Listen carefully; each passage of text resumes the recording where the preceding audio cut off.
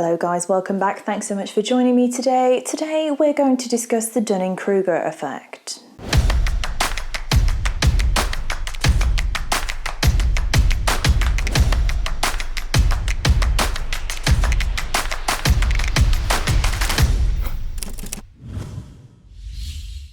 If you haven't already, please do press the subscribe button and click the bell icon. The bell icon will help you out because it gives you a notification every single time I upload a video. I upload every week and sometimes more than that if I feel like it. This is a very important principle that I feel should be more well known than it is. I'm not saying that I'm an expert on it by any means, but I do think that it is something that all newbie photographers and professionals alike should understand, because hopefully it will get you out of the dark days and deep holes that you go into along your photographic journey. So what is the Dunning-Kruger effect? Well guys, the Dunning-Kruger effect is kind of like a scientific psychological invention, really, and it was from David Dunning and Justin Kruger, and they discovered this effect in 1999. And it all started with a strange story from a few years earlier where somebody robbed a bank with lemon juice on their face under the misguided illusion that lemon juice has invisibility properties because it can be used to create invisible ink. And that is kind of where the Dunning-Kruger effect comes from. Obviously for photographers that is not relevant, but the point is the same. The Dunning-Kruger effect is essentially cognitive bias, where the individual overestimates their ability to do something, therefore projecting a very high level of confidence, even though their knowledge in the field is very, very small. This is a normal thing that happens, and it happens far more often than most people think it does. And if I think back to when I first started in photography, I can see this happening too. So essentially this effect works through a curve. So it starts as the actual effect itself, and then there is a period of learning and development afterwards. And that happens pretty much all the time. In fact, you're on this curve right now, probably at multiple different points for multiple different skills. And that's what we're talking about today. So essentially it's the Dunning-Kruger effect when given two skills. And the skill, in our case, is photography. So the curve, the graph, I guess, of it looks a little bit like this. And there are some important points on there that we're just going to run through. There's only 4, so we're not going to be here for long. The first one is the peak of your stupid. So the peak of my stupid, your stupid, our stupid is essentially Mount Stupid. And this is where actually quite a lot of the population tends to live for a while on a wide variety of skills. So essentially this peak of stupidness is where your confidence is the absolute highest it could probably be, yet your knowledge in the area is very, very small. You are absolutely not an expert in this field, but you feel like you probably are. You go around with such confidence and bravado because I am a photographer and I can photograph anything. And I have the skills and the technology and the equipment to back it up. This kind of photographer exists, and they are very prevalent in the world today. They are people who are nicely known within the industry with all the gear but no idea. And these people tend to have a lot of equipment or know a lot about the equipment but aren't particularly an established, successful or particularly competent photographer. So they have all of the gear, but they have very little idea, yet they think that they do. And this is just a normal thing that happens. That's fine because we were all there. I mean, I feel like most of us were there, even if we don't want to admit that we were. All of us will have been there at some point. Then you go to step 2 if you continue in this craft, and the method of access to step 2 is either a sudden drop or a very slow decline, depending on how you get there. This is the valley of despair.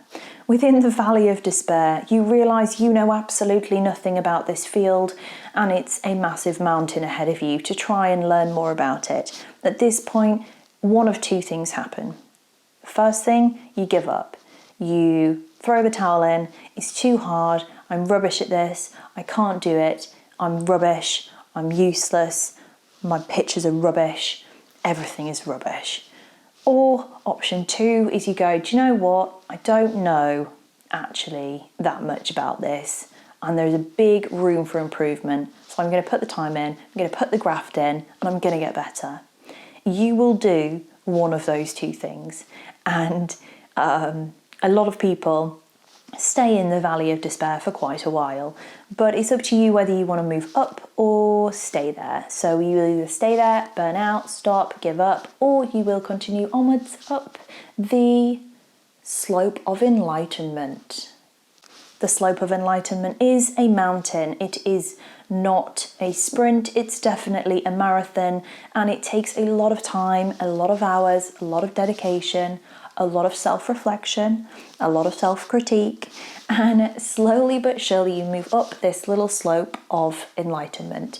You grow in confidence as you grow in skill, and it's a beautiful, natural process. And as you go to the top of this slope of enlightenment, cresting over the mountain, looking into the sunset, you then hit the plateau of sustainability.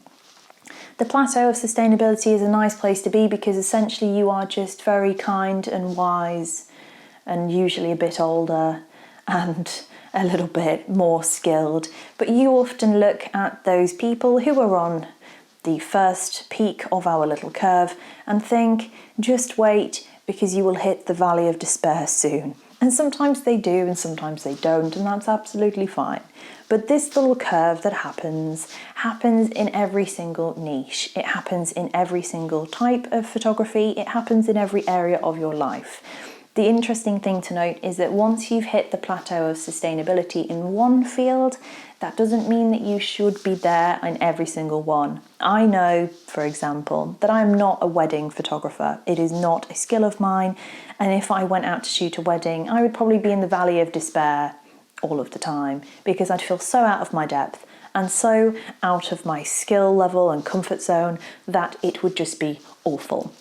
That doesn't mean that it would stay like that. If I wanted to be a wedding photographer, I would put the time in, I would put the years in, I would put the graft in, and I would end up probably somewhere near the plateau of sustainability in about 5 years' time, and that would be fine. I don't want to be a wedding photographer right now. That's not in the cards for me, but that was just an example.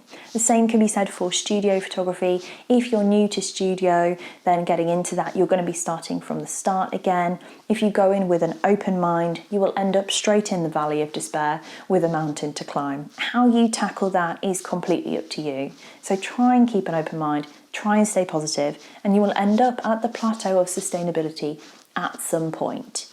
Try and surround yourself with people who build you up. Don't say that you're amazing all of the time, but give you stuff to work on in a positive and friendly manner. It's really important that you keep your head all the way through this little curve, as this effect can take hold at any time. It's not a particularly friendly feeling to have, and it's not always plain sailing. So as you're going up the slope of enlightenment, you may well fall over, fall down the hill, like Dan did the other day photographing some dogs, and end up at the bottom in a heap covered in mud. But it's okay because you get yourself up, dust yourself off, and you go up the hill again. And at the end, you end up being an amazing photographer who knows that they don't know everything, and that's absolutely fine. But you know what you know, and you know it well enough to help other people. And that's a pretty damn good place to be. If this video is helpful for you, please do remember to press the subscribe button and hit the bell icon. I am here most of the time, most weeks, releasing videos about dog photography and doing other bizarre things in between, and that's just normal. I really look forward to seeing you again soon. Have a great